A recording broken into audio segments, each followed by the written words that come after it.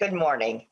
This is Sandy Mason, and I'm chair of the Local Government Division, and I'm calling the meeting to order today. It's February 17th, and this meeting is being held in accordance with Rule 10.01, which was passed and allows for remote hearings. All remote hearings are recorded and live streamed by House Public Information. Josh, if you would take the roll, please. Good morning.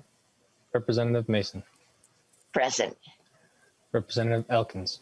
Present. Representative Quam. Present. Representative Byrd. Present. Representative Bolden. Present. Representative Huot. Representative Mecklin. Present. Representative Olson. Present.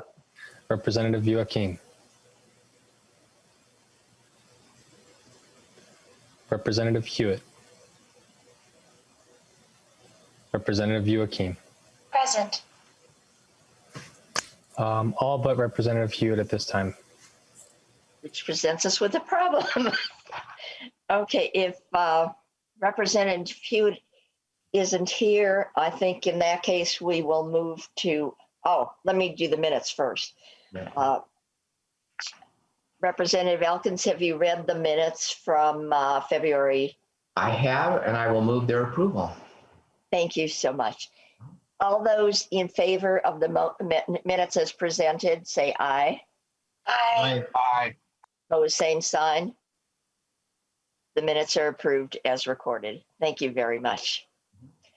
Okay, so I'm thinking if Representative Huot hasn't come, then how about if we start with, if I turn the meeting over to Representative Elkins, and do we want to start with the Met Council staggered terms? The 344. So, Vice, next bill we have for consideration, the first bill we have for consideration today then is House File 344. This bill was referred to the division by the chair of the State Government Finance and Elections Committee. So, Chair Mason, will you move that House File 344 be recommended to be re-referred to the State Government Finance and Elections Committee? I do. Okay. Please, yes, we will send that back to state government. Okay. And Representative Mason, you have an author's amendment. I think this it's numbered A1. Would you like to explain the amendment briefly and introduce it? Okay, basically it just, it's a technical thing, just changing to the correct numbers that we need to have the bill as I would like it. Okay, so I'd great. appreciate your approval. Okay, so your Representative Mason moves the approval of the A1 amendment. Any discussion from the members? If not, we can do this by a voice vote. All those in favor say aye. Aye. Aye. All those opposed say nay. Okay, the bill is in the form in which you want it, Representative Mason. Proceed. Thank you. This bill is a bill that has been heard before in the House, and this is where we are changing the terms of the Met Council members. It provides for a staggered terms for some of the members, and the real rationale for that is the fact that it adds some continuity among the members, because right now what happens is when a new governor takes office, he or she will appoint members and they're all at one time. So you've lost all institutional knowledge. So in this case, and this has the support of a number of organizations that have studied the Met Council as well. So I would appreciate your support for this. And I know we have somebody to talk on that. So if Patty Nauman would like to come forward, identify yourself and give the background, I'd appreciate it. Yeah, Ms. Nauman. Thank you, Mr. Chair and members, for the opportunity to comment on House File 344, authored by Representative Mason. I appreciate the opportunity to speak today and in support of House File 344. Just a little bit of background on the Association of Metro Cities Metro Cities, and our legal formal name is the Association of Metropolitan Municipalities, represents cities in the 7-county metropolitan region at the legislature, executive branch, and the Metropolitan Council. I'm the executive director of the association, and I appreciate, again, the opportunity to comment today. Metro Cities does play a unique role in the local government advocacy community in its representation of the collective interests of metropolitan cities at the Metropolitan Council. The work of the Metropolitan Council, pretty much across all of its scope, has very close nexus with the work of metropolitan cities, and thus cities are generally considered to be the council's primary constituency. Much of the regional and local growth that occurs is being primarily managed through city comprehensive planning, as well as the implementation and the delivery of public services. So again, there is a very close nexus between the work of the region, sort of the regional level, and at the local level with cities. As such, Metro Cities as an association representing the collective interests of cities does take a strong interest in the work and activities of the council, and again, across its scope of activity, funding, and policy, whether it's the sewer charge or livable communities, inflow and infiltration, comprehensive planning, and the like.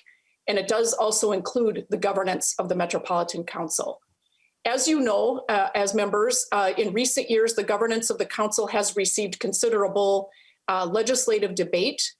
Metro Cities as an association has had a long-standing policy in support of staggered terms for Metropolitan Council members, and we've also taken some additional positions, but the position in support of staggered terms has had long-standing support by the association. In fact, the association was very closely behind the bill that did actually pass the full legislature in 2008, and that was the last time that a staggered terms bill did pass. Metro Cities supports, again, the appointment of members by the governor with 4-year staggered terms for members in order to stabilize any ideological shifts and to provide for the continuity of knowledge on the council that Representative Masin just mentioned. The association's members believe that this is appropriate for a long-range planning and operations body, which is what the council is. Staggered terms, again, provide some important continuity on the council. As an entity that is responsible for the operation of key regional systems and the provision of important cost-effective regional public infrastructure, this continuity is crucial, and it would help ensure that the council is not susceptible to sharp political and ideological shifts. Again, Metro Cities does support House File 344, and I appreciate the opportunity to comment today, and I would be happy to stand for any questions. Yeah, we'll do question. I think we have one more testifier, and then we'll take questions. I believe Scott Schulte, Anoka County Commissioner, is also here to testify today. Commissioner Schulte. Scott, you're on mute. There you go. Sorry about that. Mr. Chair and members of the committee, my name is Scott Schulte, and I'm chair of the Anoka County Board of Commissioners. And I want to thank you for the opportunity to testify before you this morning. Over the past 40 years, the Met Council has evolved from its original focus on planning to include operations and policy making. We believe public policy should be set by elected officials and not political appointees. As its reach and mission have steadily expanded and its budget significantly increased, members are no more accountable to the public. Despite its greater influence, the governance model, which provides all 17 members to be appointed by the governor, has essentially remained unchanged, providing little, if any, opportunities for local communities to have a meaningful voice in decisions that impact them. The Metropolitan Council are hand-selected, not elected individuals appointed by the governor. Regardless of the governor, the answer for credible regional governance lies in greater democratization over the member appointment process. Instead, we have political appointees with taxing authority, with the ability to control over $3.9 billion in transportation funding, approve a $1 billion plus budget, and set their own agenda. After 50 years, the model which once may have worked needs to change. It's not a matter of if the Med Council should be reformed, but how.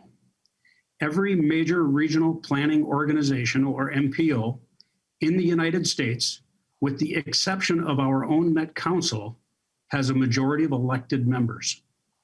The other 402 MPOs, including 7 others right here in Minnesota, are comprised of at least a majority of elected officials. These other MPOs are able to work together, put aside conflicts of interest, and find the time to develop successful, thriving metropolitan regions. Any reform measure should address federal MPO compliance requirements. The 2011 Legislative Auditor's Report stated, addressing the structure of the Met Council is the first step towards improving the governance of transit in the region. And that problem with the governance of transit stemmed partly from having an appointed Met Council. While I appreciate the recognition that reform is necessary, this bill does not represent true reform, but rather just tinkering around the edges. While the Association of Metropolitan Municipalities is a fine organization, not all metropolitan communities are members.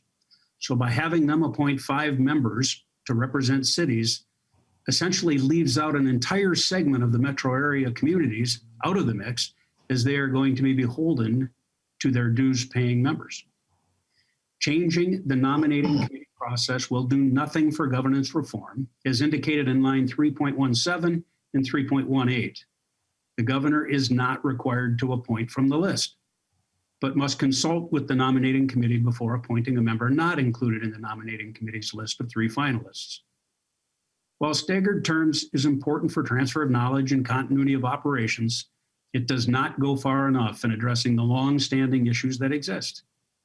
Even the Obama administration officials recognized changes were needed in the governance structure that currently exists of our Met Council. An August 3rd, 2015 letter from Arlene Kocher, Division Administrator of the Federal Highway Administration under President Obama, stated, "We would encourage the Council to move towards the structure described in 23 USC 134 subdivision D, paragraph 2, in order to make the MPO more directly accountable to its public." What that statute says is the structure. Not later than 2 years after the date of enactment of MAP 21, each MPO or Metropolitan Planning Organization that serves an area designated as a transportation management area shall consist of local elected officials, officials of public agencies that administer or operate major modes of transportation in the metropolitan area, including representation by providers of public transportation and appropriate state officials. Real reform is needed for greater accountability. This bill does not represent real reform. I and many other local elected officials look forward to working with you to bring about real reform and accountability to the Metropolitan Council, as exists in every MPO across the country and in Minnesota outside of these 7 metro counties. Thank you for the opportunity to testify before today. Thank you, Mr. Schulte. We can go to member questions here. I have one real quick one for Ms. Naumann. How many of the metropolitan municipalities are members of metro cities? Mr. Chair and members, Metro Cities has 92 members, 92 city members. 92 considered to represent over 95% of the region's population. Okay, thank you very much. Do other members have questions? I see Representative Huot has his hand up. I do, Mr. Chair, and thank you, and sorry for my tardiness this morning. This question goes to Mr. Schulte, and it's just a more philosophical question of how we do this current appointing of these members, because there's many boards that the governor appoints to, and I know this isn't a board, it's a council, but don't we hold the governor accountable by his own election or her own election on these members? Because I have the same argument with a number of other things I'm working on right now, and that's what the pushback is that the governor has that power, and by the governor having the power, even though it creates some sort of equalization that actually rural can speak then too in this by them also holding the governor accountable for these appointments. So you kind of follow me on that and kind of explain where you're at there. Mr. Chair, Representative Huot, thank you for the question. I'll be brief. Yes, the governor is held accountable for this, but by the whole state, when really it's just the 7 metro counties that's actually affected by the Metropolitan Council. And so most rural legislators, senators, and populists could care less who he points to this council. It means nothing to them. Those of us that live in the 7 metro counties, it means a great deal who gets appointed. They have taxing authority over us, our businesses, our homes. They have taxing authority. And because of that, sure, the governor's held accountable, but just by those in the 7 metro counties, and frankly, 5 of the metro counties don't have the population of the center too. So therefore, if the governor appoints people to the council who help the center 2 counties, he's going to win that election again if it's based on that merit. Arguably, there's a reason 402 MPOs across the country live up to a federal mandate. And yet here at our Metropolitan Council, we don't think we should, or we don't think we can. Both of those are false narratives. We absolutely can and we absolutely should, because while we are better than those other 402 MPOs, we need to be as good in the eyes of the federal government, and we are not. One follow-up, Mr. Chair. Representative Hewitt. And Mr. Schulte, yeah, and thank you for that great response. And I do hear you, but I also need you to understand that many times, many times, the Met Council comes up from rural, not necessarily constituents of mine, but they write into me about that. I never thought that it was a very rural thing, but they are well aware of it, and usually comes up in light rail discussions. But the point is that I think it is important that we have some sort of equalization factor, because we're all one Minnesota. I know everybody hates to hear that over and over, but we are, and they feel that we suck a lot of the money out of the rural areas. So I think that we need to have some sort of equalization, and right now I think it's the governor. But thank you for the discussion. I look forward to talking to you more about this in the future. Okay, thank you. I see Representative Quam has his hand up, and then Chair Masin. Representative Quam. Thank you, Mr. Chair. And, you know, it is disappointing that we're doing something that there's a consensus we need to do something. Yeah. I'd like to do something. Representative Quam, do you have a question for one of the testifiers? We'll proceed to discussion in a minute. I'm sorry. It was built off the last exchange of which the another member of the chamber or another member of the committee was asking the testifier, and I'm trying to get a handle on it. So you come back to me, and if I have to hit one of the testifiers, I shall do so. I'll go back then. Okay. I'll consider your hand still up. Chair Masin. Oh, you're Chair, you're on mute still. Got it. Sorry. Just a comment regarding the commissioner's comments. And he is right. There is, the whole system does need to be changed. I have been a member of the Eagan City Council, and I am frustrated on many occasions with the way it's set up. However, there have been several attempts to redo major reforms, and they have not gotten anywhere. And actually, the governor just recently had a blue ribbon committee meet, and that those people testified at our last meeting, as a matter of fact. And again, their top recommendation was that stagger terms. So I am looking at this as a way to at least make immediate change, which will help somewhat, but it will take a a more concerted effort to do what you want to accomplish. And that, as I said, we're not in a position to do the major reforms. So again, thank you for your comments. But this is, as I said, this is at least making some change that'll help. Okay. Representative Joachim, do you have a question? Chair, thank you so much. Good morning, everyone. I want to thank Chair Masin for bringing this bill forward. This is a thorny issue, and she's been tackling it for years. And I really appreciate the work the Blue Ribbon Commission did. If people haven't read the report, I highly suggest it. You know, this is a step in the right direction. I had a quick question, and I don't know if it's been a while since I looked at the numbers. Mr. Schulte brought up something that was being in the back of my memory. Maybe Ms. Nauman can answer. This discussion about the other MPOs around the country and how they're structured keeps coming up. If I can remember right, our MPO is very unique in that our Met Council is, I should say, because we cover so many different areas. We've asked them as a legislature to tackle more and more and more, whether it be, you know, it's not just planning like other MPOs across the country, it's also transportation and it's our wastewater. So maybe Ms. Nauman can remind us how other MPOs are structured and maybe their limited scope. Thank you, Mr. Chair and members. Yes, and that is an issue that often gets discussion, certainly when the governance of the council is under discussion and debate. Unlike other MPOs in the country, which there is a range, but they tend to be more limited to MPO functions. Some are formal, some are informal.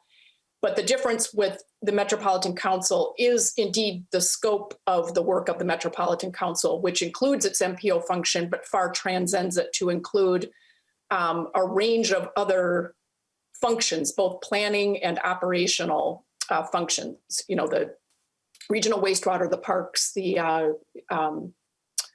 you know, certainly transit system. So it's responsible for a very wide range of activity, and as such, it is unique in the country in that respect.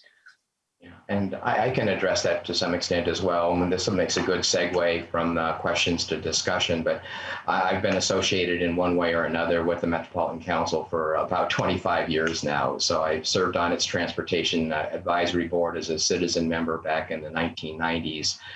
Was on its Land Use Advisory Committee when I was a city council member in Bloomington, and served on the Met Council itself for 8 years, representing Bloomington and 3 other cities before being elected to this body. And so I've had an opportunity to you know, observe it from a variety of different perspectives along the way. And to this particular question, during my time as a city council member, an active member of the National League of Cities and its Transportation Committee, I had an opportunity to observe how the Metropolitan Planning Organization process works in other regions of the country.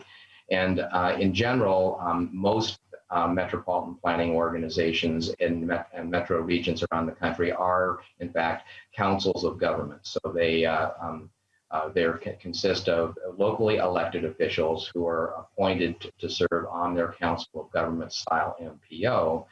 But in most of those regions, the function that those MPOs play are analogous to the role played by the Met Council's Transportation Advisory Board, which includes among its 34 or so members, 7 county commissioners and 10 local government officials. So a majority of its members are local elected officials.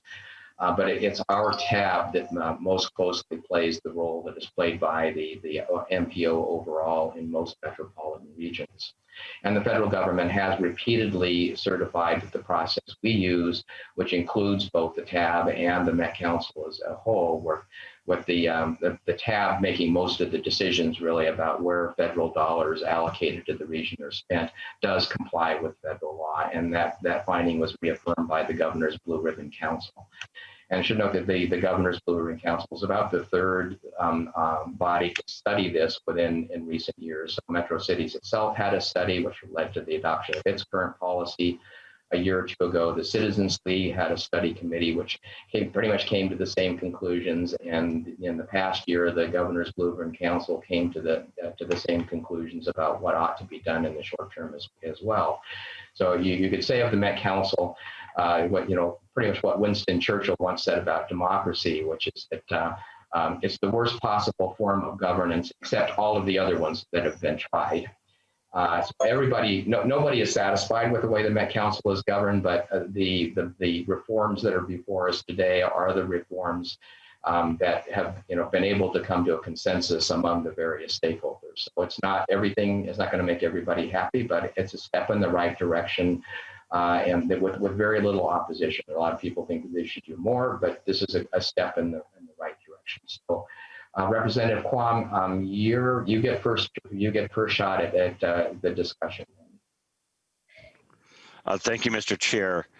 And this is something that's been before our, committee after committee, session after session, year after year. And I continually hope for a more substantive dive. This is not easy. Nope. But, frankly, there's a lot of power in this entity. Mm-hmm. And everyone I've talked to realizes there are issues. Mm-hmm. But I haven't seen an actual dive into really addressing the underlying issues. There's been like putting frosting on the cake so that you don't notice, the stuff that's inside. But any close examination realizes there needs to be more work done. Blue Ribbon Commission comes forward. There was a lot of writing, not much in the way of action. And my main heartburn is not that it isn't perfect, nothing is. My heartburn is that it needs real substantive reform and improvement. And I always fear that if we do something that doesn't reach into that level, that we all feel, oh, we're good, we did something, and it still needs more work. I agree that we should more fully match the federal guidelines, having a subgroup that's isn't the main power, sort of advisory to the main group, so that we can say we're meeting the intent, the spirit. I don't think quite reaches it. But then I'm a person that believes taxing authority needs to be more directly related to the groups, and I would never want to have 5 rural counties run by an entity appointed by the governor. There's a reason why we have we have state representatives, senators, and the governor. And that balance, I don't think, is present in the current structure. And I'm, no offense to the people worked on this bill, but I'm just not satisfied where we're at now. Thank you. Representative Joachim, I think you have some comments. Chair, just wanted to follow up. The Met Council, for a quick history lesson, was created in the 60s by a group of GOP legislators, actually, and ended up being bipartisan support. And over the years, it's the legislature that has given the Met Council all of its control in different duties because we couldn't find other people to do them. And that's why it's so unique. And in fact, some of those duties that it was given would create direct conflicts of interest if elected members served on that body as well. And that's one of the main things that the Blue Ribbon Commission looked at. And the Blue Ribbon Commission wasn't just any commission this time. This was people that had both been on the Met Council and run the Met Council were on this commission and had looked at this issue.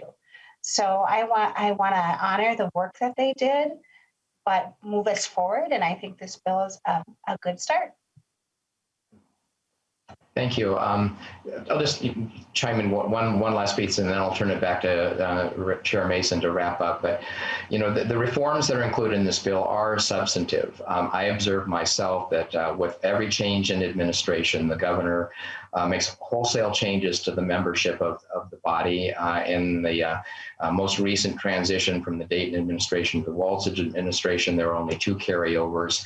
In the transition from the Valenti administration to the Dayton administration, there was only 1 carryover. And as Commissioner Schulte would testify, many of the Met Council's processes, especially those related to federal funding, are extremely Byzantine. And when you have complete turnover on the governing body, with every change of administration, what happens is that the processes become staff-driven because only the staff has the institutional knowledge. And that was a huge problem. Becoming a new Met Council member is a steep learning curve. And so the processes are just very staff-driven, and that was always of concern to me. In terms of the composition of the nominating board and the respect for the nominations, my experience is that to the most part, the Met Council accomplishes its work in close cooperation with the cities and counties in the region. And in order to do that effectively, the members of the council have to have the support of the communities that they represent. And so the reforms on the nominating process that are included in here are also very important in order to help assure greater buy-in from the region, cities, and counties. So leave it with that. So Chair Masin, do you have any concluding comments? Thank you. I think all the points have been going over, and I've been involved with the legislature for many years. And yes, the members from Greater Minnesota just don't understand why in the world they have to come to St. Paul to worry about what's happening in the metro areas. And I get that, and they're right. The other point that we haven't spent a lot of time on that is the fact that it is the governor that makes the appointments. The governor may or may not be from the metro area. But right now, in order for us to make any type of change, the staggered bills we know has the support of numerous organizations that have dealt into the governance of the Met Council. So I appreciate your support of getting this bill forward, and hopefully to the governor's desk. And then probably the elephant in the room is the governor has to sign the bill. And it seems, and I can't remember if Mary Liz or the chair of the Blue Ribbon Committee said this last year, but it doesn't make any difference what party the governor is. Trying to get a bill signed by a governor once they are in office is incredible. Well, it's been virtually impossible. Yeah. So again, that is our charge. We can pass this, which has support from a number of entities. And again, I ask for your vote. Thank you. So Chair Masin, would you like to renew your motion? Yes, I would like House File 344 as amended to be passed and sent to the State Government Finance and Policy Committee. Thank you. Mr. Kilgard, will you take the roll? All righty. Representative Masin. Aye. Representative Elkins. Aye. Representative Quam. Yet. Representative Byrd. Aye. Representative Bolden. Aye. Representative Huot. Aye. Representative Mecklin.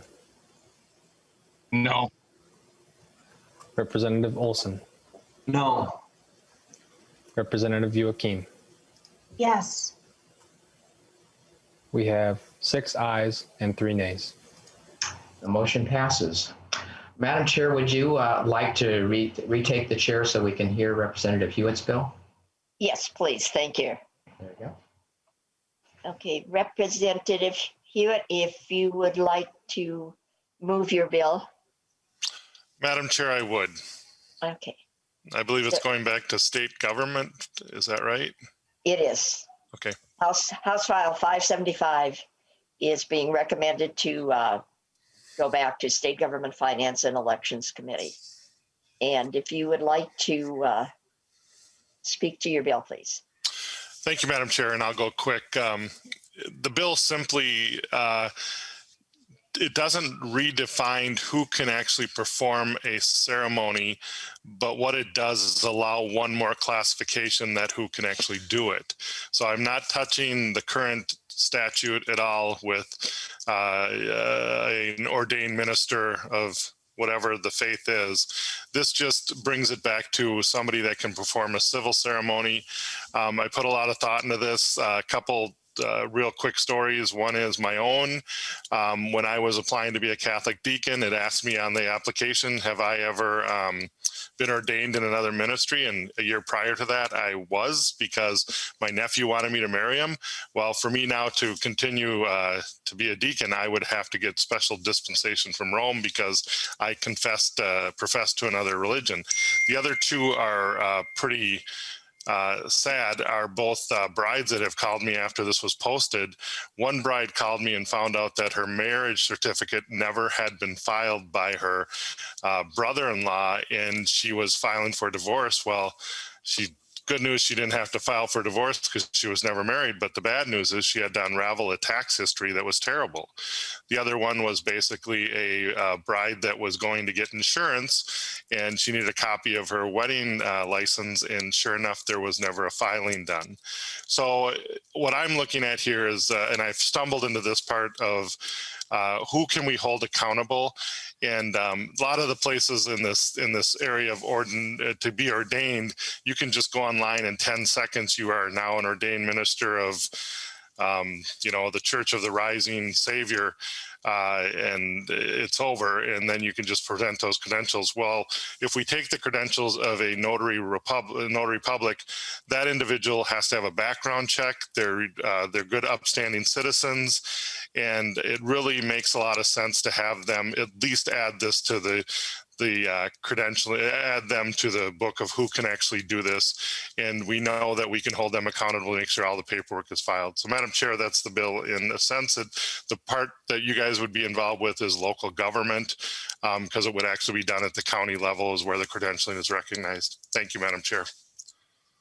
Thank you. And I see Representative Quam has a question. Thank you, Madam Chair. And to the author, a few questions on clarification. First being, who was the notary or the organization that came forward, or is this just a few constituents? Representative Quam, you may have trouble believing this, but this was an original thought by me, because there is no big lobbying group for notaries. I was looking for one, but I was not overwhelmed by the National Association of Notary Publics, and they did not help me on my campaign. So, no, this was an original thought because I ran into that stumble, sir, and I thought this is something that maybe we should look at. And realistically, other states do the same. Somebody from the Secretary of State office is here if we need to get some clarification. Thank you. Representative Meekland, and then Representative Joachim.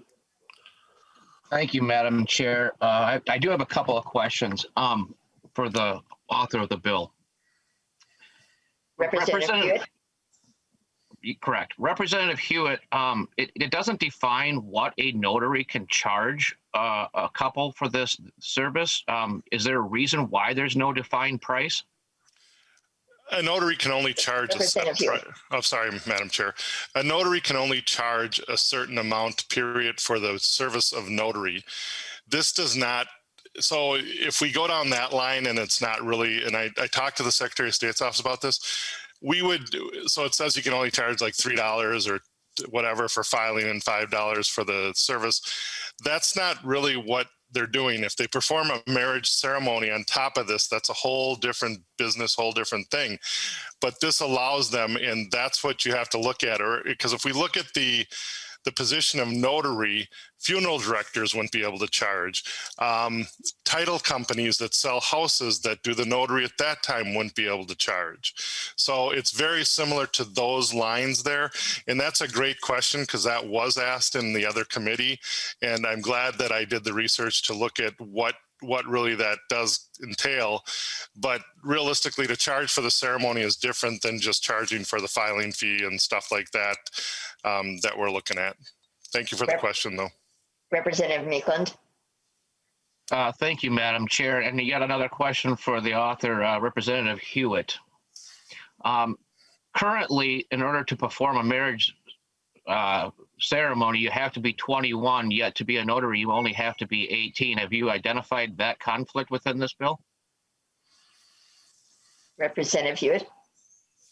I have not, and that'll be something I will work out before my next stop. I appreciate you catching that. I will talk to the Secretary of State's office and we will look at that. I mean, I would love to hear if there's any objections from this committee.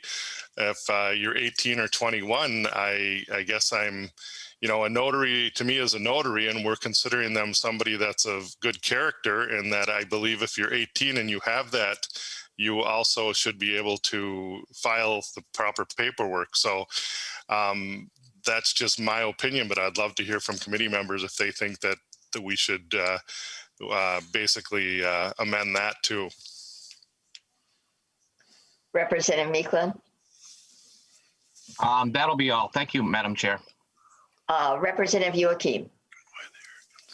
Madam Chair, I want to thank Representative Hewitt for bringing this forward. And I don't want folks to think that bills that just a few constituents bring forward aren't as auspicious as those that a lobbying group brings forward. Some of my best ideas that I've worked on have been brought forth by citizens that have big concerns, and we work it through the process together. So I just want to thank Representative Hewitt for bringing this bill forward. Thank you. Thank you. Representative Quam. Chair, and yeah, I had anticipated being able to have a couple of different questions, and I want to let the author know that I often walk along and get hit by a apple from a tree and write a bill. I have a few written. Some are for a student in high school, some are for multiple students, and some are because of organizations that have come forward. But it's always nice to know you know, if there were any entities that had come forward and spoken on a bill. And then the only other clarification was, it appears as if some notaries, but not all notaries, and I wanted to, there can be confusion, and I wouldn't want someone to, you know, a notary to perform something and then have it not. So maybe some clarification as this bill goes through, to make it, you know, avoid unintended consequences. Thank you. Representative Olson.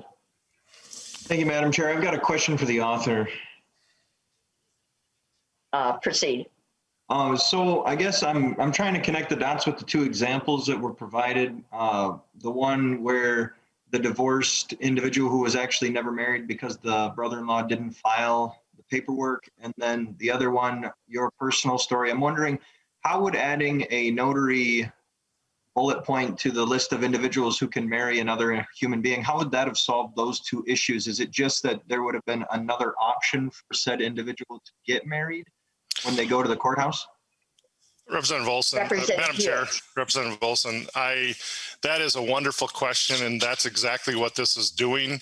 Most people that use these secondary services, such as getting an internet religious affiliation, usually belong to another church. And there's also, I mean, if you Representative McDonald's on this license because he is also a devout Catholic, and he realized that he broke one of the vows when he did the same thing I did. This prevents stuff like that. It also, we need to have people we can hold accountable when they file the marriage license certificate. We can hold a notary accountable, but it's going to be pretty hard to hold somebody of the Church of the Risings, whatever it is, to to take care of this. I mean, sure, we can write to that offshore company that provides their credentialing, but I think this will bring it in tighter. And let's be honest, there is a large population of Minnesotans that don't want a secular marriage. If judges are busy, they can't really get the judge to do it. And they also make it very personal, wanting somebody close to them doing this. And I think we have to open up the door for that. This is not doing anything to the sanctity of marriage. We already let judges do civil ceremonies. This would just add on that if a notary cares to do it, they can do it, and and we know that they'll follow through. And if they don't, well, then we can go back to them, and basically they could lose their notary credentialing. Representative Olson, any response? No, that is fine. Thank you so much. I would just like to make a comment. It does seem like marriages in the last few, well, probably even more than the last few years, are being performed by family, by friends, just outside of the church. So it is something that we really do need to be taking seriously. And the one example I thought, oh my goodness. So it's, I guess, all I think that's happening here is getting us more current with what is happening within our society. So I am not seeing any more questions. So Representative Huot, would you like to do a wrap up? Real quickly, Madam Chair, thank you. And thank you, members, for hearing the bill. I really appreciate it. And as it keeps continuing, Representative Quam, I definitely will look at what we need to do to fix it. I appreciate the support. We have an author in the Senate, Senator Bingham's carrying it over there. I know Senator Kiffmeyer has a lot of questions he has about it. I met with her on it too. So as it makes its journey through the legislature, I'm sure there'll be other corrections, and I appreciate the robust conversation in this committee and some of the stuff that we caught, Representative Meklin caught for me. So I appreciate that. So with that, Madam Chair, I would renew my motion to send it to State Government Finance. Okay. We will be voting now on House File 575. And if Josh would take the roll, please. Representative Masin. Aye. Representative Elkins. Aye. Representative Quam. No. Representative Berg. Aye. Representative Bolden. Aye. Representative Huot. Aye. Representative Meklin. No. Representative Olson. No. Representative Joachim. Yes. We have 6 ayes and 3 nays. Okay. The motion prevails. Thank you very much, Representative Huot. And now I can return the chair to Representative Elkins, and we could go on to the next bill. Yep, thank you, Madam Chair. So the next bill we have for consideration today is House File 325. The bill was referred to this division by the chair of the State Government Finance and Elections Committee. So Representative Masin, will you move that House File 325 be recommended to be re-referred to the State Government Finance and Elections Committee? So moved. Thank you. Okay. Testifiers, we have several of them today, starting with Gary Carlson from the League of Minnesota Cities. Mr. Carlson. Thank you, Mr. Chair, and thank you, members of the committee. My name is Gary Carlson. I represent the League of Minnesota Cities. I want to first thank Representative Masin and co-authors Representative Joachim, Elkins, and Huot for authoring this bill, House File 325, a bill that would do something actually very simple. It would repeal the state's statute that limits the compensation that our city councils and county boards can pay to their employees.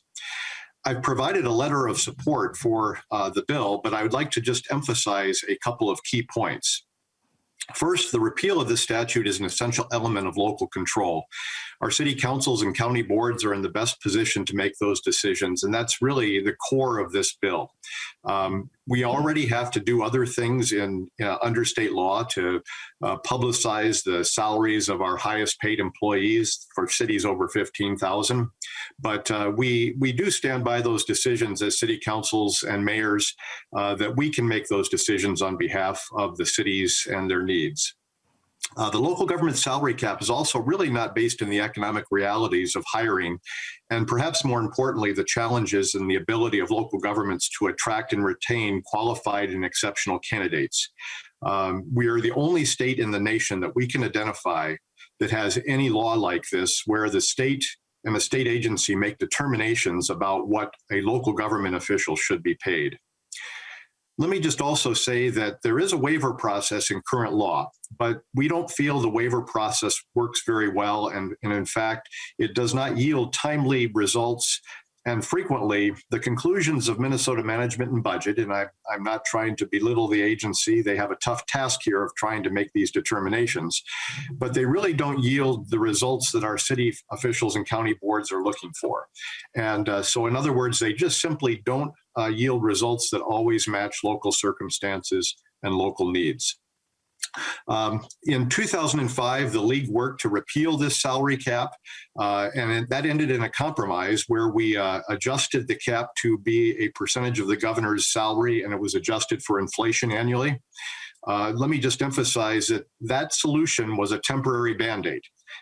We have now found that that cap has not worked under the current economic circumstances. The 2005 adjustment only relieved the pressure temporarily, but it did not solve the underlying problem that we really need to leave these issues to the determination of city councils and county boards. In summary, I would just encourage you to allow us to let city officials, county boards make these decisions on behalf of their organizations and let them do their job as local officials. And then, Mr. Chair, I also had Council Member Luke Hellier from Lakeville here today. He unfortunately he got called away to a quick meeting right now, and I don't know that he'll be back before the end of the hearing, but he does want to indicate Lakeville's support for this bill. He has gone through the waiver process, and the city has adopted this as a priority in their legislative platform as well. I can submit, or we can have him submit written testimony to the committee if you would please. But otherwise, I will stay on and answer any questions that may come from the committee. Thank you very much. Thank you, Mr. Carlson. So if Mr. Hellier is not here, the next testifier will be Patrick Keene, who's a council member from the city of Rochester. Yes, good morning, Chair and members. My name is Patrick Keene, and I'm a city council member from the city of Rochester. The state salary cap is of particular interest to the city of Rochester, a city of 119,000 residents and 1.4 million visitors each year. We operate an airport, a public utility, a wastewater treatment facility, a library, and other city services. We are a regional city with a national medical reputation. From my perspective, the 15-year-old salary cap likely made more sense when it originated, but it has not kept pace with the world around us.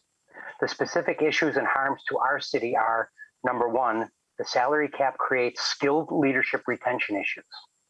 The retention specific issue example happened in our city last quarter at our municipal utility. We lost a key leader to the private sector, with salary being a key reason given for leaving. The state salary cap puts our utility at a competitive disadvantage when competing for skills. And to be sure, other states and other utilities know our constraints and they play off of those constraints. Number two, the salary cap impacts our leadership team recruiting, including candidates of color and highly recruited candidates. I should note that the utility executive we lost last quarter was a person of color in a visible community position on our leadership team. Number three, the salary cap removes local control. While Rochester sees it as in the city's best interest to run something like a municipal utility and an airport, these missions put us in competition with investor organizations that operate without such constraints. The current state salary cap, as the league mentioned, does have a waiver process, but the waiver process has become weighted down by volume and the results are inconsistent. The waiver process is not a realistic option in a real-time competitive hire or competitive retention situation. As a council member and part of an elected body, we have to answer to our voters. Along with setting policy for a large city, we clearly do understand our fiduciary responsibilities to the voters. Lifting the cap on cities and counties would not open excessive new spending. It would allow a city like Rochester to make better decisions on staffing, on leadership, and running large complex operations. Lifting the salary cap would not cost the state government $1 in additional spending. I should note that our city's 2021 budget is over $470 million with a local levy of around $80 million, which we voted as a council in going from 2020 to 21 to have a 0% increase. Many of the salaries we are talking about today come from enterprise funds and utility funds and are not property tax levy funded. Thank you for your time today, and I will stay on to respond to any questions this committee may have for me. Thank you. Thank you, Mr. Keene. Our next testifier is Matt Massman from the Minnesota Inter-County Association. Thank you, Mr. Chair and members. Matt Massman, I'm Executive Director of the Minnesota Inter-County Association. We're 15 of Minnesota's larger, faster growing counties, including 4 suburban counties and 11 in greater Minnesota. Thank you, Chair Masin, for introducing and championing House File 325. MICA strongly supports the full repeal of the local government compensation limit that's called for in this legislation. The bill has no fiscal impact on the state, but would properly restore local control and accountability for local compensation decisions, and smartly, I think, position local elected leaders to make informed evidence-based decisions. I'm joined as well today by Commissioner Ken Brown from Olmsted County, who will talk about the Olmsted experience in a little bit. But I want to talk about just the shortcomings that we see with the current law, and I think they really fall into sort of 2 general buckets. First, we believe the current law actually undermines rather than enhances government efficiency, transparency, and accountability. Most of the public assumes that local officials are responsible for setting local employee compensation, and especially so for high-level administrators. But increasingly under this law, that's not the case. This law shifts responsibility, in effect, for making those local compensations to a state agency rather than at the local government level.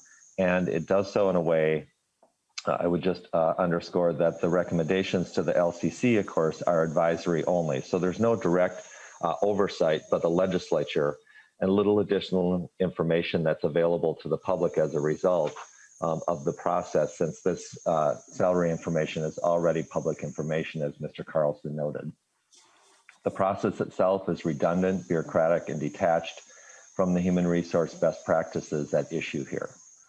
Our issue, to be clear, is not with MMB, but with the law itself and the administration of it, which results in perverse outcomes. Which brings me to sort of the second bucket. Perhaps most importantly, the law interferes and even prevents best practices for making market-based compensation decisions, and interferes with the pay-for-performance systems that many counties have put in place, resulting in significant salary compression and real consequences for effective recruitment, retention, and potentially for pay equity. One example a suburban county reports to me is that they've recently conducted national searches for 2 senior level positions that netted no national and even very little regional interest in the position. Another county exemplifies rate compression experience in that many of the recently hired top positions are already at the cap, leaving no room for pay for performance and for recruitment internally in a way that would give a salary adjustment for taking on increased responsibilities. To be clear, the lesson from rate compression is that the law also is not really effective at holding down local compensation levels for anyone other than those individuals at the cap, which means that in the long run, it really just puts local governments in a very difficult, uncompetitive situation with entities like nonprofits, out-of-state entities, and private employers. So I want to underscore that increasingly these positions at issue are leaders for which there are other career options in engineering, IT professionals, attorneys, law enforcement professionals, as well as administrators. One Greater Minnesota County has also indicated that in the next year, this county's in central Minnesota, 3 of its positions are going to hit the salary cap, and all of them are held by women. So we also are starting to be concerned about just whether or not there will be implications over the long run for pay equity issues. Finally, the current system really protects, I think, a misperception that the highest compensation levels should be or are set with the largest counties and cities in the state, and that all others are sort of scaled to that, without recognizing that there are regional economies and competition for positions such as in Olmsted, the Duluth area, and other parts of the state. And with that, Mr. Chair, I'll be here for questions, and I would turn to Commissioner Brown. Thank you. Mr. Brown is an Olmsted County Commissioner, also representing the Minnesota County Association. Thank you, Chair and members. I've been on the board 18 plus years, and I have always struggled to understand why this state, the only state in the nation that seems to want to put their finger over the salary cap issue. Some local examples, and I will not repeat what's going on. I certainly agree that Mr. Keene, in terms of the waiver process, and Mr. Carlson that have pointed out, but we've had a situation in Olmsted where we had a very long-term administrator, and he, a few years ago, retired. We knew that we would make a transition. It would be a much younger person that hopefully would be there a long time, and we were stuck with the cap. We went for a waiver along at the same time a few years back when Rochester did, and based upon what we believe are fairly arcane criteria that we don't understand, Rochester was granted a waiver. We were not. And so it held us down. It's wonderful that we have dedicated, loyal employees, but we also had an HR director at the time, much younger lady who was doing a wonderful job, and left the position for a higher paying job because she could see herself hitting the salary cap and limiting her ability to both take care of her family and her lifestyle as she moved through the workforce. So it's become an issue. It's a competitive issue. I understand that these jobs are a little different. You know, the job security level is such, but we still have to compete in a marketplace that includes significantly large entities that are able to pay market rates and compete. So we're just looking for clarity and understanding. And I've, as I said, never have understood why a salary cap is there. We're talking about, in my county, maybe 6 people. It's not as if we're going to run off like drunken sailors and give everybody a 10% raise. And we are indeed, as Mr. Keene pointed out, accountable to the people that elect us. If they want to get rid of us because we are acting in a rather egregious manner, they can do that and bring things back into balance. But you'll not hear, I don't think, from any, as Mr. Mossman pointed out, all of our counties, especially the larger ones, do struggle with this issue, and it's getting worse. It's not going to get better. The last time around, I testified in the Senate committee a few years back, and at least there was a compromise supposedly going to like 200,000. That now should be higher than that. That would help. It would give us some headroom to deal with it. And I just continue to say, last thing I'll say is I struggle with why this state feels that they have to put their hand over the local, accountable local elected officials. So I'm here for questions, any comments, et cetera. Thank you very much. Okay, questions from members. I'll pose one really quickly. One thing that I was observing in my time in local government was that people in positions, technical positions like the public works directors, IT directors, chief legal officers would hit the cap, and then they would leave to go to work for a consulting firm, and then they would come back as consultants at double the cost of the city. Are the testifiers observing that phenomenon as well? We certainly have, especially in the professional ones, like you said. In IT, we are very hard pressed to find the right skill level to manage a very large organization, 1,100 plus employees. And with the emphasis on technology, this past year has really highlighted that. It takes a great deal of expertise, both in security, all the things that attack us from outside. Yes, those positions, Representative Elkins, are very key, and we are having much harder time trying to find and retain the kind of expertise we need to run a very large, sophisticated organization. Yeah, so in many cases, it would be much more cost effective for a city or a county to hire a qualified worker at a competitive rate than to go out and hire a consultant to get the level of expertise required. That is a fact. Yeah. Representative Huot has a question. Thank you, Mr. Chair, and to the testifiers. I don't know who can answer this question. My question is, and I'm new at this part of it to actually dig into this. Is compensation considered just the cash, or is it total benefit package? Well, I mean, I can answer that. The cap is cash, salary. And, benefits, when we look at our organization, we maintain a benefit package that is competitive with organizations our size and or larger.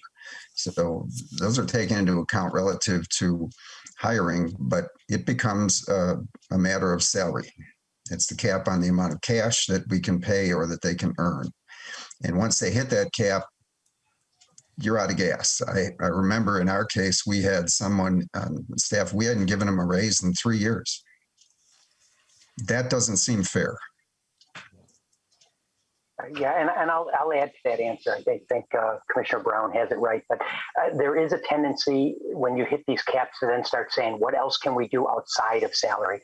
And this is the kind of stuff that I really don't want to see us getting involved in.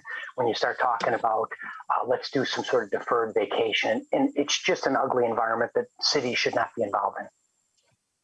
Thank you. True. Mr. Chair, last statement. Senator Huot, yes. Mm-hmm. Yeah, so I get that. I used to be a union negotiator, and it's all about the cash. I mean, you could throw in everything you can on there, and I'm just kind of curious if that's what it was. So, yeah, I could see how this could be a big hurdle for our local governments. And you said we're one of the only states that's doing this, or is there a handful of states?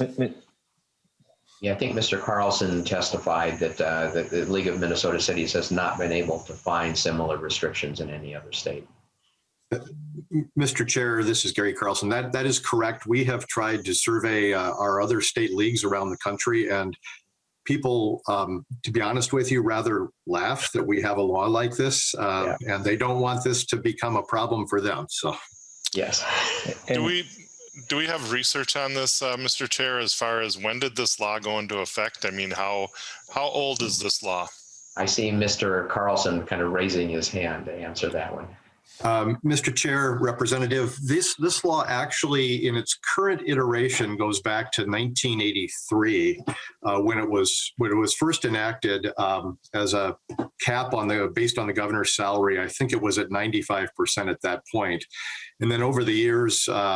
It has been adjusted. I should just clarify that the cap is really a compensation cap, not just a salary cap. So other forms of direct and indirect compensation are included in the calculation of this cap, especially anything that is not provided to generally to all employees. So that change, I think, was made, if I'm not mistaken, in the 1990s.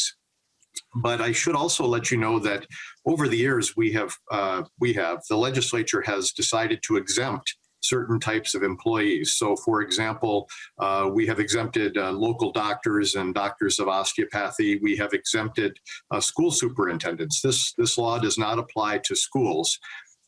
We have also, just most recently in 2018, the Metropolitan Airports Commission was carved out of this law as well. So they're no longer covered by this. So this issue has welled up over the years, and the law has been modified. But just to be honest, the Band-Aids that we've applied over the years really do not work long term. And honestly, as you've heard today from our local officials, we would just prefer that we let our councils and boards, county boards, make the determination themselves. I'd like to add just very briefly to what he said. When they set it as a percentage against the governor's salary, may surprise everybody to find that, you know, politics actually starts to come into that, setting that salary level. And it in no way keeps up with cost of living, inflation, et cetera. And the governor, who lives in a mansion and has virtually everything provided for them, if you added total compensation or soft money, it would be a much bigger number. And so, as surprising as that may be, politics actually do enter into salary of the governor. Yeah. Okay. Thank you. Mr. Chair, if you could keep it brief, because we do have an amendment to consider as well, and we're going to. I'll keep it real brief, and I just wanted to embrace and appreciate the questions that Representative Huot is asking, because I think that it really underscores also the policy questions at issue here, which is sort of why do we have the law in the first place, and what goals are we trying to achieve with it, and is it effective? Because as you've heard from the testifiers, even with the definition of compensation, if transparency is the issue, if accountability is the issue, it really actually is but perverting, I think, over time, the reality of achieving that transparency and accountability in many ways. And it's not even necessarily limiting salaries, it's just creating rate compression at the top. Yeah, thank you. So Representative Quam, I believe you have an amendment? Yes, I do. And would you like to? You're finally ready to yes, we're ready to. Yes, we're ready to have you move your amendment and describe it. Thank you. Thank you, Mr. Chair. And I would move my DE1. Yeah, it's a DE1 amendment, and it comes from the idea that we're going from the current system to no limit. And I would think we'd need at least some transition, especially this time. You know, there's a lot of concern about what are our budgets, you know, et cetera, and what might happen with going from the limit to no limit. It's structured as two parts that were purposely made divisible. And one is changing the reference cap to 200,000 and adding a inflator to it. One of the testifiers at least mentioned that you know, there needs to be some sort of a you know, there's no increase for inflation, so there's an inflator in this. And the other section is with the LCC, Legislative Coordinating Commission, to be the entity which does have legislative leaders participating in that activity. You know, we did have two entities, a county and the major city within the county. One got it and one didn't, so that system is broken. Yeah. And the intent is fix that system a little bit so it's not just a bureaucratic, but it does have legislative input and to hopefully get a fairer process to bypass the 200K with inflator limit.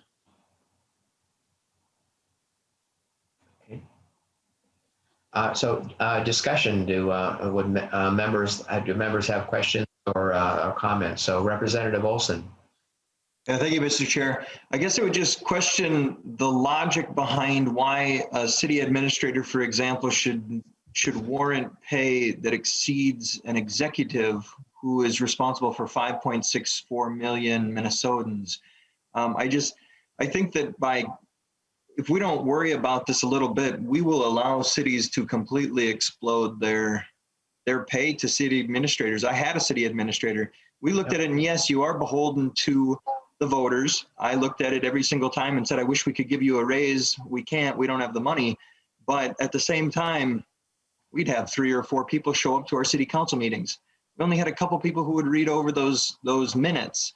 I think that it's an easy way for a city to run roughshod over their constituents and their voters for something that if the governor of Minnesota is in charge of 5.64 million Minnesotans, why should someone who has 110,000 people, why should they deserve more? Okay, any other questions or comments? Chair Masin, would you like to respond? I definitely would. First of all, I'm not sure who is in charge of the governor's salary at this point, and if that is a competitive salary. So that would be one thing. And I will put a disclaimer. I served on the Eagan City Council, and I've said this before. There are times when I wonder if legislators truly understand the impact of what they do. This to me is just totally off the wall. I mean, when a city goes to hire a major staff person, you're usually hiring some type of consultant to have, to help you. You're looking at other salaries. I mean, nobody wants to, and that's a generic term, I guess. I mean, why would anybody want to pay more than they have to? It just does not happen. So the fact that, again, we're the only state that seems to do this. And do you think legislators and MMB keep track of all the salaries for city officials? I would guess not. And especially, I think we were fortunate to have people from Olmsted County and Rochester on. Because when I did the bill last time, Senator Cascaden was one of the testifiers. And again, Rochester asked for a waiver, which is in Olmsted County. They got it. Olmsted County, which encompasses Rochester, did not. So, I mean, clearly there's no consistency. And as our testifiers have said, there is no reason for us to put on this any type of restriction. You're dealing with elected officials. I'm sure their people will complain if they go too high. So those are my comments. Thank you. Yeah, Representative Olson. I guess I would just respond with a story from a small town just south of the border in Iowa that recently had their mayor, their city administrator, their former city administrator, and their chief of police imprisoned based off of some things that they were pulling over their constituents. So I just fear that if we start opening up these roadblocks, we may be asking for trouble. I see no other hands raised, so we can proceed to a vote on this amendment. Representative Quam, do you want a roll call so that our votes are recorded? I think when this gets to its, Mr. Chair, when this gets to its next committee, there will be more percolation and a tweak, since the intent of the amendment is to try and, hey, let's have a transition to the wild, wild west with no limit. I would say it's fine just to do it normal, and we can roll call at the next committee. All right, thank you. So all those in favor of Representative Quam's DE1 amendment say aye. See. Aye. Opposed? No. No.